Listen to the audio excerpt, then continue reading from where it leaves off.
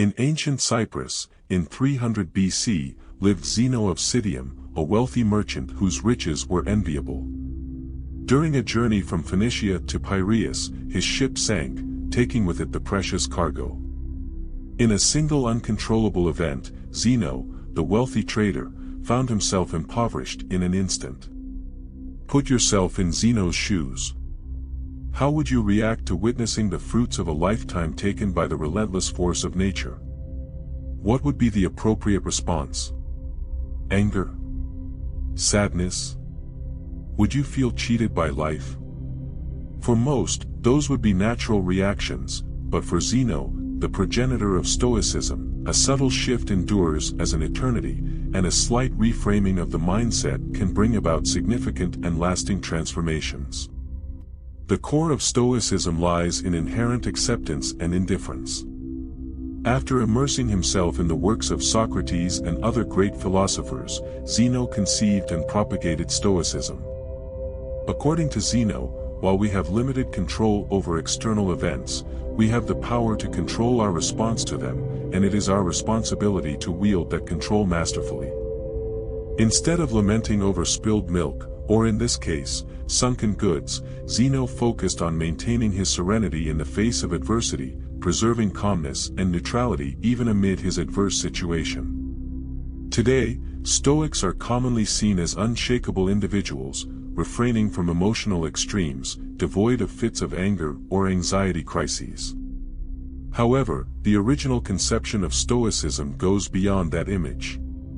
More than a mere description of impassivity, Stoicism is a unique perspective to see, describe, and understand the world. It is a way of life that has traversed the centuries.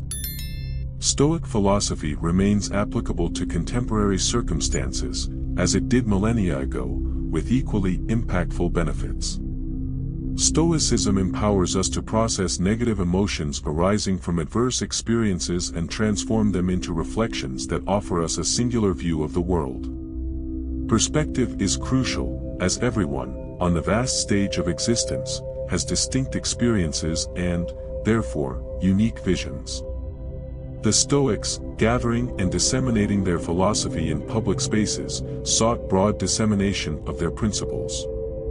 They believed that Stoic teachings could enrich any individual's life, and, therefore, it made no sense to conceal that knowledge behind the walls of an academy or in palace halls.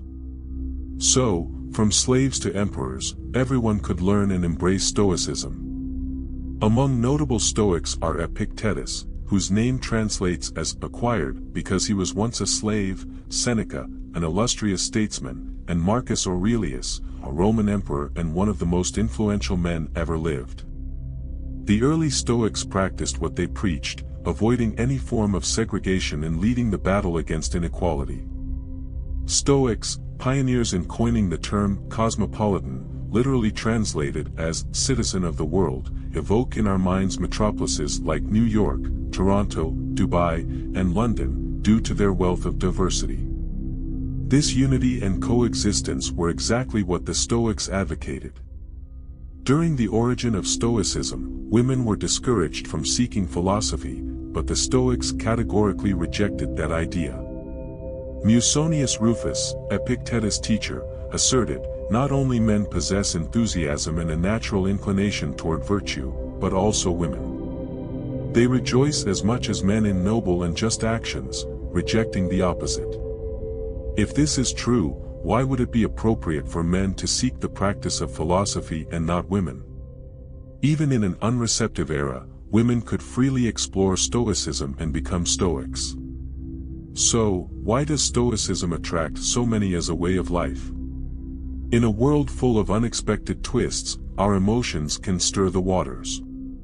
We are not sad because bad things happen to us, we are sad because unexpected bad things hit us. Rain, in its essence, is beneficial. It waters our plants, provides water to animals, and maintains a pleasant temperature. However, when a dark cloud surprises us without an umbrella, the experience is not enjoyable. So why don't we cry as soon as the rain starts? Because, even though the situation is adverse, we have learned to expect the rain. It's inevitable, we don't control the weather, despite adversity, the rain passes, and the light returns. Stoicism teaches that in the same way, we should anticipate that everything bad that can happen will happen. Visualize the worst-case scenario and rejoice, knowing it is a possibility. A notable Stoic exercise is voluntary discomfort, intended to cultivate feelings of gratitude.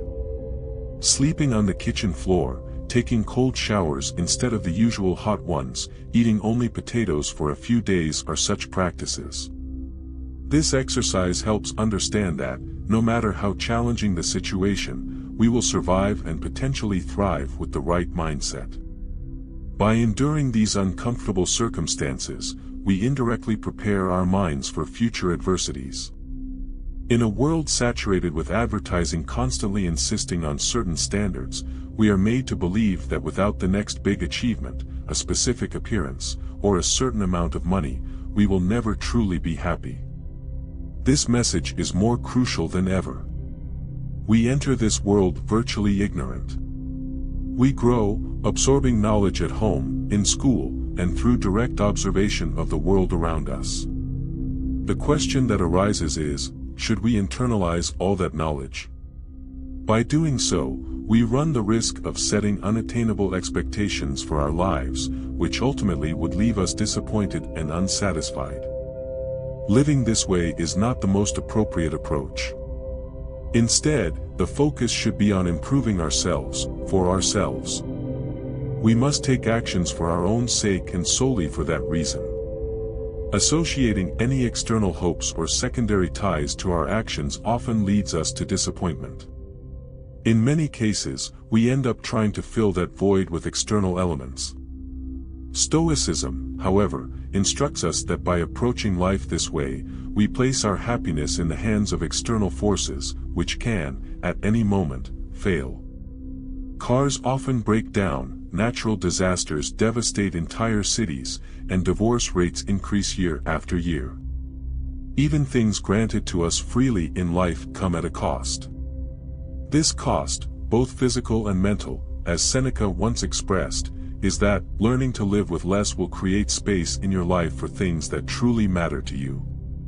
Instead, we should anchor our happiness in our intrinsic value as human beings and not in objects we possess or can physically acquire.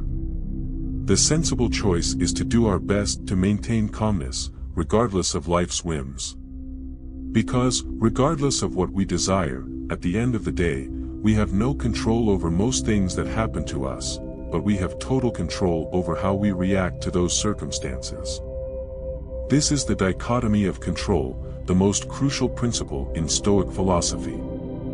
In the words of Epictetus, the chief task in life is simply this: to identify and separate matters so that I can say clearly which are external and not under my control, and which have to do with the choices that I really control. Stoics emphasize the importance of discerning what is under our control and what is not. We need to evaluate our worth not based on things that are beyond our control but on those over which we have dominion. Having goals is commendable, but falling apart when things don't go as expected is, according to the Stoics, futile. Instead, they advocate that we should judge the success of our efforts based on the amount of effort we invest, not on the results of our external expectations. Trust the process. Living with less means freeing ourselves from the social constraints that, to a large extent, we imposed on ourselves. Consider someone who has dedicated tireless effort to work over the last 6 months. Now, feeling deserving of a promotion, they present their performance report to the boss. The boss thanks them but does not grant the promotion, and they go home thinking they must be inadequate at work. They fail to consider that the boss might have been in a bad mood, someone else might have been more qualified at that moment, or perhaps the company was going through financial difficulties and couldn't offer the promotion. Without knowing the reason, they still feel disturbed. If you simply anchor your value in the quality of the performance report presented, continue pursuing the desired promotion, you might have experienced an overall sense of contentment. With the right mindset, your goal would not have been diminished, only postponed. This mental redefinition is crucial. A true Stoic does not evaluate their triumphs based on the financial gain of their endeavors but finds solace in being able to lead a comfortable life without all the things money can buy. There are 4 fundamental virtues in Stoicism: wisdom, courage, temperance, and justice. Wisdom involves the ability to discern between the internal and external, choosing our response to the situations that happen to us. As Viktor Frankl stated, between stimulus and response, there is a space. In that space is our power to choose our response. Courage, summarized in 2 words, is persist and resist. Temperance, or moderation, involves doing more with less, expressing oneself concisely. While figures like Jeff Bezos and Elon Musk compete at the top of the Forbes list, Stoics believe that true wealth lies in owning the essential and, moreover, having enough. Justice is the most vital virtue, instructing that we should not harm others, as we are born to help each other, promoting the good of others at the expense of ourselves. Nelson Mandela, a renowned African leader, exemplified Stoic virtues. Facing apartheid, he was sentenced to life imprisonment, where he remained for 27 years before being released. Instead of seeking revenge after his freedom, Mandela adopted a Stoic approach. Inspired by the works of Marcus Aurelius, he emphasized the need to relax and rebuild, leaving the past, uncontrollable, behind. In modern medicine, Stoicism is incorporated into approaches such as rational emotive behavior therapy, REBT, and logotherapy. REBT helps patients identify negative thought patterns, logically challenging them and replacing them with healthier beliefs. Logotherapy, grounded in the Stoic principle of purpose, highlights the ability to find meaning even in the darkest situations. Changing our definition of value toward controllable elements is the essence of self-esteem. By letting go of what we cannot control, we can lead a happier and more fulfilling life. Stoicism guides us through past and present storms to calmer waters. Even if our ship sinks, and we all drown, we can find peace in the fact that we lived a good life, albeit perhaps not as long as we imagined. Because, remember, everything has an end. I sincerely hope that this advice has been helpful. So, if this video made you reflect on learning something new, please leave a like and a comment so that more people can discover the power of Stoic wisdom. Choose another video on the screen to watch. This was my contribution. Thanks for watching.